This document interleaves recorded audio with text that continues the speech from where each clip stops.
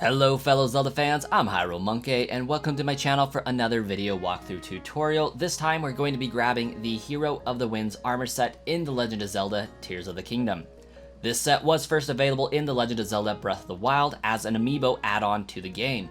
This game you can also use amiibo to get this item set, however if you find yourself lacking the amiibo, each piece of this armor set is available in the depths of Hyrule simply by exploring.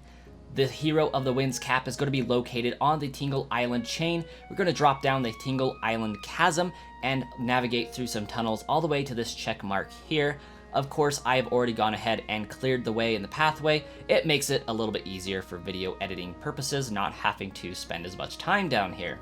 Simply drop down the Tingle Island chasm all the way down to the bottom and navigate to the southmost point of the first island, where we will find this rock face. Blast your way through however you see fit, whether that's smashing or using bombs, and we'll navigate through the tunnel to the next island in the chain. Paraglide across the spans here to another rock face that we can explode and break our way through, continuing along down this tunnel. Once on the other side of the tunnel, we're going to paraglide once again across the expanse of this island to the next section of rock that we get to break. This one is blue, so it's a little bit stronger, a little bit tougher to get through, but blast through it all the same. Be wary on the other side of this tunnel. This room is extremely well lit up if you've done the light roofs surrounding this area. However, there is one of the master floor hand deals here, one of those giant things that like to grab you and squeeze you and kill you with gloom. Grab the Cap of the Wind and quickly exit, because if you stick around a little bit too long, that hand will start to appear. And I don't like battling those, so we're just going to teleport away. There it is right there. Hate those. The next section of the armor is going to be under the Kuho Mountains in the Kuho Canyon Mine. This one is actually the hardest piece to get to. It's not a really good direct path, however you can drop down the chasm for the Lindor's Brow Tower and then climb up over this ridge and drop down the other side. I personally think that's a little bit difficult.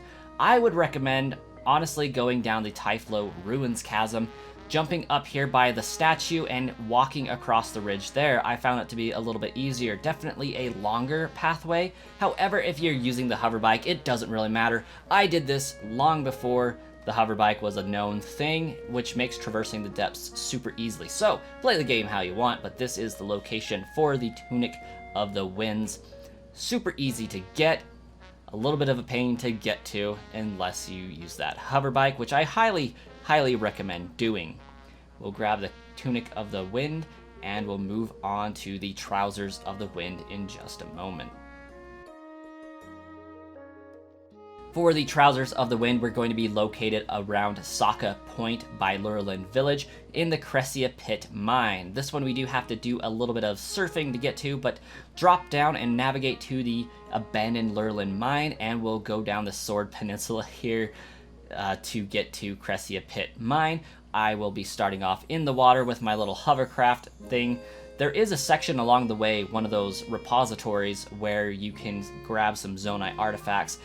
They will allow you to be carried all the way over to this point here. I recommend just a simple hovercraft. It will get you along this water. Watch out for the Octorok. That's the only enemy in this area, easily dispatchable.